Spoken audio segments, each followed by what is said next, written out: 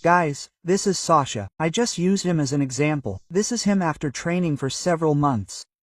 This is probably another 6 months later, so not 3 days, but this is him today. But the topic of today's video, yeah, look, this guy is so powerful, basically. The topic of today's video, is the intensity of the workout.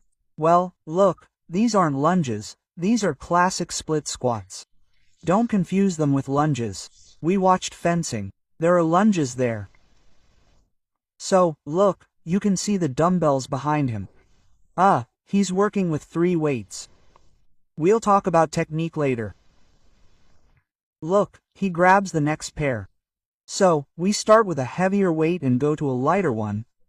Inhale down, exhale up. You know, I'm almost 64 years old today, minus a few days. I do 3 sets. Damn, I'm old, but I can do 3 sets in the time it takes some underage chemists to do 1 set. Just chatting, basically, staring at my phone, walking around the gym. But we're not going to talk about intensity this time. I mean, we'll look at pulse, a little bit about heart rate, breathing. But just, not today. Basically, I can say very briefly that in 2 exercises, you need to keep the tempo relatively high throughout the entire workout, of course, depending on your capabilities, but walking around the gym for hours, yeah, look, that's what I'm doing at almost 64. You shouldn't take long rests.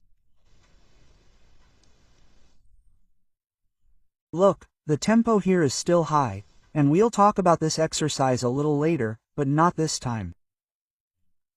This exercise, I basically chose, is one of the best exercises for legs when you don't have a barbell or when you want to add variety. Look, he grabs the 3rd pair.